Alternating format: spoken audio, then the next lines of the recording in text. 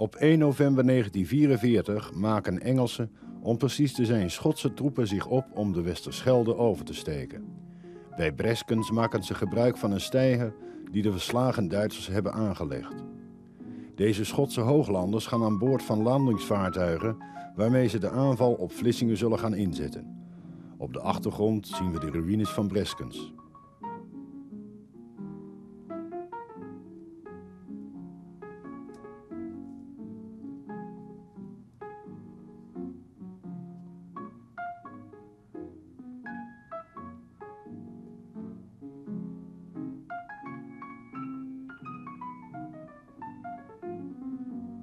De overstekende troepen worden bij hun aanval ondersteund door vliegtuigen die raketbommen op de Walcherse kust afvuren.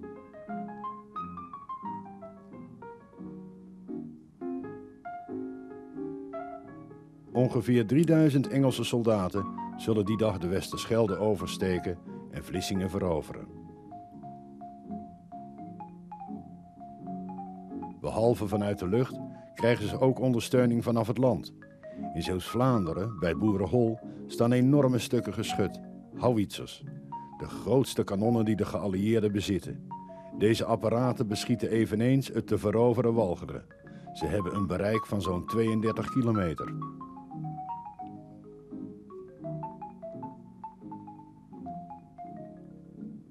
Gaandeweg de verovering van Walcheren vallen er uiteraard slachtoffers. Deze gewonden worden teruggevaren naar Breskens. Gewonde militairen worden naar een ziekenhuis in Brugge gebracht en de burgers gaan naar Sluiskil.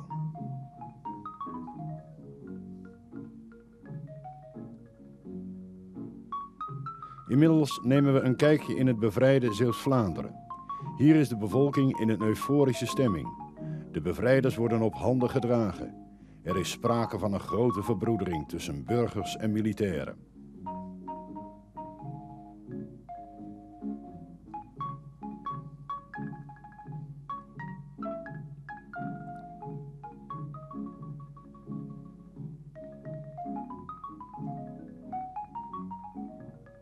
Zo is er in Hulst een voetbalwedstrijd tussen inwoners en militairen, ook in het kader van de verbroedering. Maar er is niet alleen verbroedering, er moet ook afgerekend worden. Afgerekend met NSB'ers en collaborateurs, zoals hier in Breskens. Deze mensen die hier zijn opgepakt, worden te werk gesteld bij het ruimen van het vele puin. Of iedereen terecht opgepakt is de vraag. In die dagen vlak na de bevrijding is er flink verwarring over de vraag wie er nou precies de baas is. Er is sprake van een machtsvacuüm.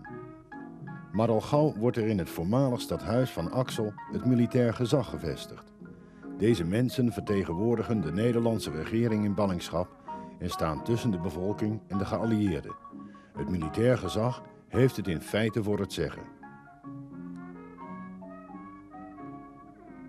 Werken bij het militair gezag is in die tijd erg populair. Het betekent dat je in ieder geval kleren en eten hebt.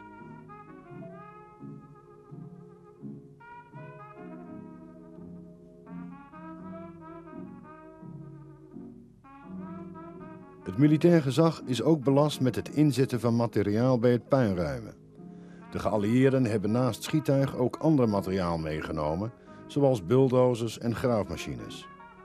Met behulp van deze machines kan de wederopbouw beginnen.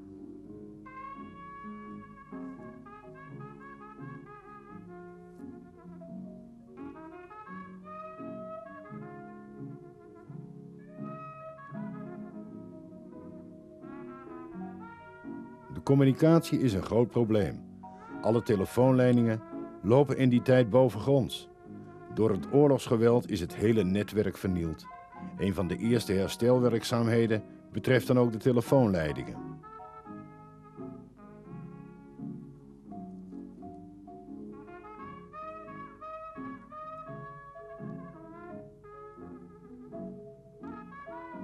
Ook het herstel van de wegen heeft voorrang.